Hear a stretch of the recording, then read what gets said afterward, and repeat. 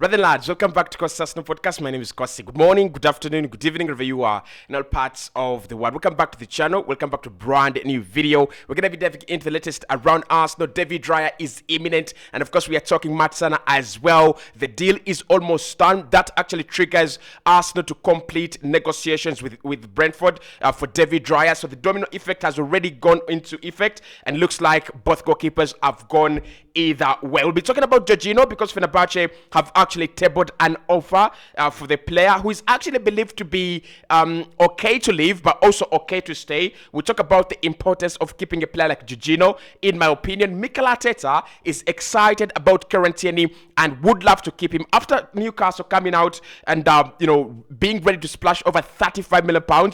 Mikel Arteta actually reconsidered the position of Tierney. Of course, if Arsenal get a very crazy offer, they will sell Tierney, but it is rather keeping him rather than selling him at the moment. And Arsenal will not sell Balogun to Inter Milan for 35 million euros. They want at least 50 million euros. Hit the like button, subscribe to the podcast as well. Crazy transfers. It's a crazy month. I mean, it's not as crazy as June, but it is as busy as June was. We have a lot of deals to do in terms of incomings and outgoings. We have a couple of things to do in terms of preparing for the Premier League, but also winning the Community Shield as well. I mean, if you go and beat Manchester City, if we go and beat Manchester City tomorrow, the previews are going to be dropping today. If we can beat Manchester City, August will have been a very, very good start. We will have had a very good start to August and to the Premier League as well. But do you think we can beat Manchester City? Let me know in the comment box below. Hit the like button. Let's get this video to 500 likes. Now, let us start off with that little update onto the goalkeepers, because yesterday, Fabrizio said that Arsenal are very, very confident they will get the deal done for Raya. Now, that actually came in because Arsenal had gone in with an initial bid, and that bid was deemed not very far away by Brentford. Now, what we are getting today, the information I'm getting today, is that Matt Turner to Nottingham Forest is pretty much done. So this was the deal that was always going to facilitate the Raya deal. It was the deal that Arsenal looked at as the stepping stone, as the starting point to sign Raya. Mikel Arteta made it very, very clear that if we are going to sign Raya, we have to sell one goalkeeper or two of them. We have four substandard goalkeepers, in my opinion. I think Ramsdale is alright, but the rest of the other goalkeepers are pretty much substandard. So I think Mikel decided he wants to be ruthless. He wants two goalkeepers to go out of the door, and then he would sign one new quality goalkeeper. So Arsenal now believe they will go in with at least an improved offer, according to what we went in with, at around 23 million euros or pounds, actually, in terms of the overall package. It is expected that we'll go in with around 27 to 28 million pounds in terms of the final offer, and the deal is done. So both clubs believe they are not far away, and both clubs feel it is not going to collapse. The deal is not going to collapse. It will actually happen. The personal terms, that is not a problem. They were agreed a long time ago. I mean, he earns around 50,000 per week. That is what I have had. So all Arsenal needed to do, and all Arsenal wanted to do, was to double the wages of the player. All they wanted to do was to get Raya onto double wages. So probably he's going to be earning around 80,000 to 90,000 a week. A 5-year deal was also agreed upon between the two parties. We're just waiting for that. Here we go. Talks are very, very advanced on both sides. Raya to Arsenal, and of course Arsenal to Brentford. But of course the Matt Turner deal, which has been kind of a stumbling block, is done. Whether that is the right move to get rid of Raya, of Turner, and sign Raya, we are not sure, but at least we are very sure that Raya is a much better goalkeeper in terms of experience, in terms of what he's achieved as a goalkeeper, than Matt Turner. He's played in the Premier League consistently. I think is it for 2 seasons? He's been in the Championship, one of the hardest second-tier football leagues, and he's actually succeeded in many metrics, including playing up from the back, goalkeeping, XG against shots. He's a very, very nice goalkeeper. He's a very nice addition to the side. So that deal is very imminent. We expect at least next week for Arsenal to have that. Here we go. Now, Arsenal have turned down a 35 million euro offer from Inter Milan after Inter Milan came back strong and determined to sign Florian Balogun. They came in with 35 million euros. Arsenal have rejected that. They're saying it is 50 to 55 million euros that we want, and we are not changing our stance. Balogun has already told Arsenal that you either let me go or you're going to risk losing me on a free. I'm not going to sign a new deal. In the next summer, my contract will have 1 year left, and I will be living on a free. So you either let me go in this summer while you can get some good money, or you risk selling me at a very, very cheap price. Now, I was reading somewhere actually, and I realized that Inter Milan are trying to be smart. Now, I understand their transfer policy, and I respect every club's transfer policy. There are clubs that don't want to go for those 50 million pound signings. They want to sign players for 30 million, 40 million, so that in the future they could sell them, right? In the future they could make a profit on them. That is Inter Milan. That is how they do their business, and it has always worked out for them. They do sign some expensive players at times, but they prefer signing players at a cheaper price and then selling them at an expensive fee. But with Florian Balogun, if you consider the fact that Inter Milan have sold Andre Onana for 55 million euros, a player they got on a free, I think they should be more respectful when it comes to the Florian Balogun, situation. I think they should be very, very respectful to Arsenal. They're talking about what their number one target. There is a reason as to why. It is their number one target. There is a reason as to why they have made Florian Balogun a priority on their to-do list. For example, I still think if they were trying to sign Eddie Nketiah, or if they were trying to sign Gabriel Jesus, a player who's played some good football for Arsenal, they would definitely be more respectful. So I don't agree with Arsenal that 50 to 55 million pounds is the last. I kind of feel like no one will give us that money in this window. All the clubs interested are within 35 to 40, 45 million euros. But I would love to see Inter Milan raise that price. I would love to see them raise that, figure to around 40 million euros. If Arsenal are going to get 40 million euros, 35 guaranteed, fixed, 5 million euros in add-ons, I kind of feel like that would be a very, very good deal. But then Arsenal also have options here. One, West Ham do want Florian Balogun, and they have just confirmed the sale of Gianluca Scamacca to Atalanta for 25 million euros plus 5 million euros in add-ons. That's around 30 million euros.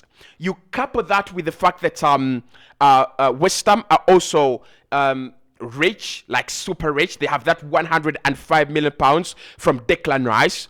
How about they sign Edson Alvarez? That's West Ham, not Arsenal or Inter.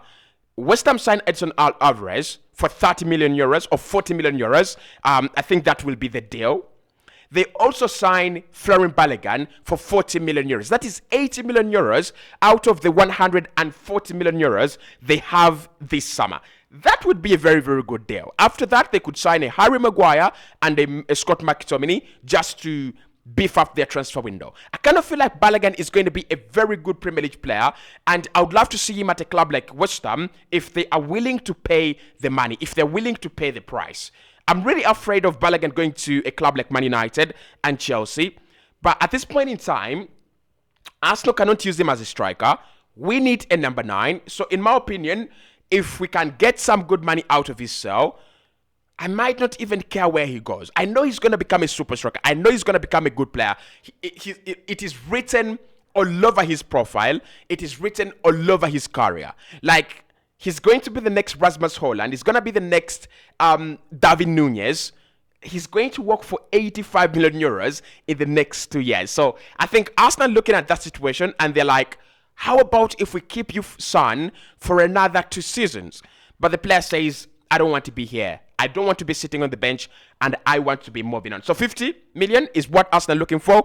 I think that would get us a solid 40, right? That will get us a solid 40, 45. 40 fixed, 45 with add-ons included. Let's wait and see what's going to come out of that. Now, Fenerbahce have expressed their interest to sign Jorginho. They have sent in a verbal offer to Arsenal to get the Italian, midfield maestro way back to Turkey. It looks like Jorginho is a little bit unmoved by rumors and unmoved by all the offers that are actually coming in. He's actually focusing on Arsenal, but if a good offer came in, there might be a chance where he leaves in this summer. You know, what I've seen with players in this summer is that, actually what I've seen with football players, you cannot trust the word of a football player. You cannot embark on the word of a football player to do your plans. One, look at Moussa Dembele. The way he was, ready to die for Barca. He just signed his new deal last campaign, and now he's a PSG player. Look at Alexander Mitrovic. He wants to go to Saudi Arabia. Look at Sadio Mane. 1 year at Bayern. The next time we know it, he's in Saudi Arabia. So what I want though is that the season is coming to the start, and Mikel Arteta clearly knows which players he's going to be using. We've seen Jorginho start, not really start, but come onto in games every single time in preseason. That means, one, the manager is ready to use him as a player, but also number two, the manager is very, very keen on him and keeping him. I'm not really sure Jorginho would be really flattered by Fenerbahce or going out to, Fenerbahce. But even if he was, Arsenal need to do whatever we can to keep him. I'm the same guy in January who thought it wasn't a very good deal. I'm the same guy right now who thinks it's a very good deal to keep Jorginho in the side. This Arsenal team, and we will talk about Mikel Arteta, because Arteta considered leaving Arsenal in the summer. Can you believe that? He considered quitting the project in the summer. He considered Arsenal having a new manager because he might not be good enough for the project. So for a manager of his ambition, for a manager of his standards, because that shows absolute standards, it shows that you must have the best players. You must have every ingredient. Otherwise, you're not going to win the league, and you're going to keep on blaming yourself.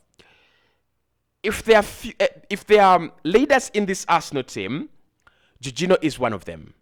If we have pedigree in this Arsenal team, Jorginho is one of the players with pedigree. If we have players that have lived through the experience, Jorginho is one of them. I think he's going to be very crucial to the way we look at the UEFA Champions League, because most of our players have actually not played in the UEFA Champions League on a serious basis. So he's won the Premier League, he's won the UEFA Champions League. He's going to be very key when it comes to understanding the dynamics of winning this silverware. So Jorginho, for me, is a no-brainer. He must stay.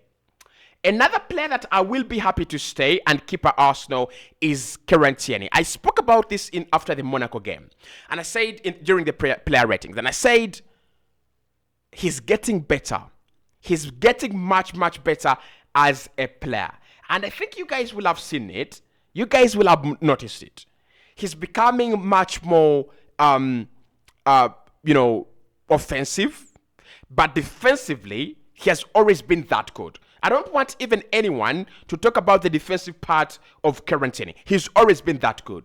But one thing I've seen about him is that he's trying to adapt and adjust to Mikel Arteta's system. I've seen him create chances from the middle of the park. He's no longer only crossing in the balls, like he gets to the byline and cross, gets to the byline and cross. He's actually minding, where am I putting the crosses? Who is arriving in the penalty area? When are they arriving? Are they left-footed? Are they right-footed? Do they prefer aerial ability or ground ability? He's actually becoming the kind of Alexander Zinchenko hybrid. Why I think Alexander Zinchenko is a liability is defensively, he doesn't give you as much as Tierney.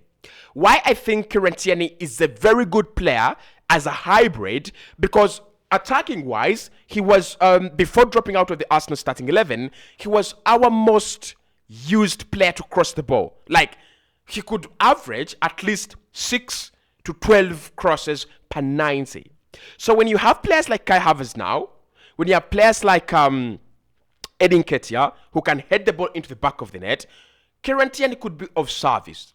But then that also means that we won't be targeted down the left-hand side. So it's kind of like a win-win situation for Mikel Arteta. Actually, the article says that after Newcastle coming in strong on Kieran Tierney, Mikel Arteta reconsidered the position and his stance on selling Kieran Tierney. So they've signed Tino Livramento for around 40 million. Newcastle feel like the 35 million pounds was a little bit expensive, and they also think that the 35 million pounds was a little bit inconsistent with the inconsistent injury record of Kieran Tierney. So they decided to go for Tino Livramento, which I don't have a problem with, okay? But that is an eye-opener, isn't it? It's an eye-opener that we must be steady alert and we must be as solid as possible. So Kieran Tierney makes us better. If Arsenal get a crazy offer, yep, I'm okay with him leaving. But if we do not get a substantial fee, him and Tomiyasu are some of the players I would be happy to keep, and I would be happy to see them play regular football on a daily basis, because I know they're not liabilities, they're actually very, very good players.